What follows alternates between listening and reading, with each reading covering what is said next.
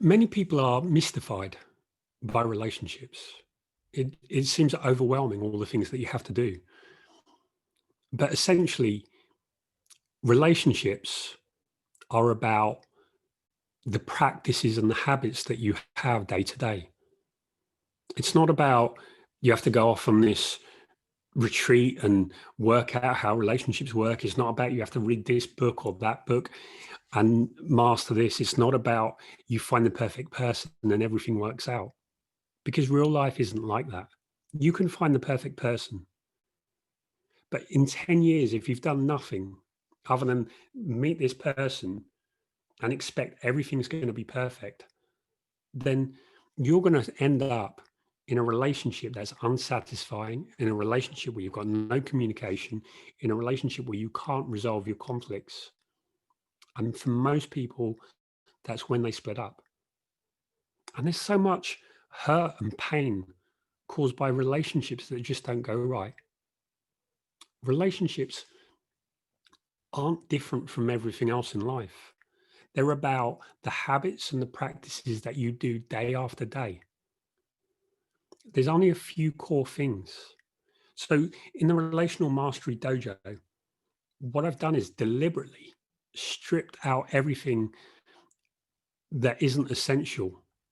It would be easy to add more things and talk about lots of different concepts, but that wouldn't really serve you. What you really need is to know the few key things that are going to make the difference. And the few things that if you perfect and you refine and you get better and better at, that it improves the qualities of your relationships. I often think about the Bruce Lee quote that I'm not scared of the man who knows 10,000 kicks. I'm scared of the man that's practiced one kick 10,000 times. Because really the excellence is not about some ninja magic. It's about some simple thing that you've refined to such a degree that you can do it so much better than anyone else. And there's a few core things that if you can really master them, you master relationships. And you see, relationships, life is about a few core things. Life is about health. And there's a few core things that you have to do for health. You have to get enough sleep, you have to manage stress, you have to eat well, you have to exercise. Those things are going to ensure your long-term health. In your career, there's certain things that you pick something that plays to your strengths. You show up every day, you work hard, you work smart. Although all of those kind of things are what essentially determines your career over 20, 30 years. In the same way, relationships are about three key factors: how you show up, how you interact in that relationship, who you choose, and how you build the relationship. See, I have this belief that 80% of a relationship is set when a couple meet, because essentially it's about your makeup and your beliefs, your expectations of a relationship, your model of how a relationship is going to work. All of those things are going to determine how you behave in the relationship. They're going to determine how you feel in the relationship. And so they're going to affect all of your interactions, and the same thing of your partner.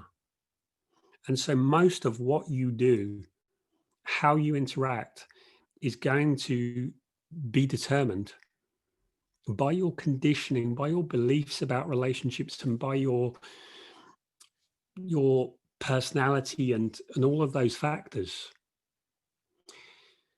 Now, and so the other 20% is basically what you learn from there on. It's about, okay, so you're set, like what you value and the kind of person that you are and the potential that you have to make each other happy is set. And then the last 20% is, okay, how do we interact? How do we resolve conflict? So James Clear in Atomic Habits talks about an airplane flight path. And he talks about if an airplane is about 3.5 degrees off when it sets off from Los Angeles, that 3.5 degrees off determines the difference between landing in New York or Washington, D.C. So in um, in the airplane industry, they have a 1 in 60 theory. And essentially what the 1 in 60 theory is that for every 1 degree you're off course, that a airplane travels 60 miles, that's going to equate to being 1 mile different from the destination. And so I think this is a perfect analogy for relationships. If you start with a foundation that's a little bit off, then your relationship's going to be entirely different over 2 or over 5, over 10, over 20 years than you wanted it to be. And so the 3 key factors are how you show up. We all have a range, and we can be snapping, we can be grumpy, or we can be at our kindest, at our most loving, at our happiest. And when we're at our happiest, we bring out the best in our partner. Now, I imagine that there's a line, and when we're above that line, we bring out the better parts of our partner. When we're at our worst, we bring out the worst parts of our partner. So how you show up day to day is going to determine whether you activate the best of your partner or the worst of your partner. Now, how they show up is going to activate the best in you or the worst in you. So you can get into a positive spiral or a negative spiral. Now, even if you bring out the best, if you've chosen a partner that doesn't have that range to be committed to you, to be able to communicate with you, to be able to build something really special, then you're fighting a losing game. Now, you may, like most people do, choose someone who's exciting when you're dating them, who seems to tick every box that you think you want. But it may be after 2, 5, 10, 20 years that you find they just don't have the capacity and the capability and the qualities that you need to feel safe, to feel secure, to feel loved, to feel nurtured, to feel challenged and stimulated by them. And so then it's tough. If you've been with someone 5 or 10 years and you suddenly realize you can never have the relationship that you want from this person, what do? Do you give up and start again? Do you stay in a relationship that you know is never going to be as satisfying as you want? That's a tough place to be. And so the third factor is, how do you build that relationship? Even if you're at your best and they're at their best, and you build a relationship that's full of friction, that you can't resolve differences, then you're still going to end up in a relationship that is either you withdraw from each other and so becomes passionless and stale, or you just bicker. You bicker about small things, about the toothpaste, about the clothes on the floor, because you're not able to have that conversation about the big things that are really bringing out the worst in you.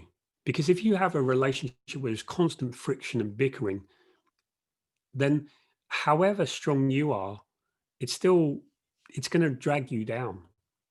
And so what you end up with is a relationship that's decreasing the quality of your life. One way you'd probably end up being happier on your own.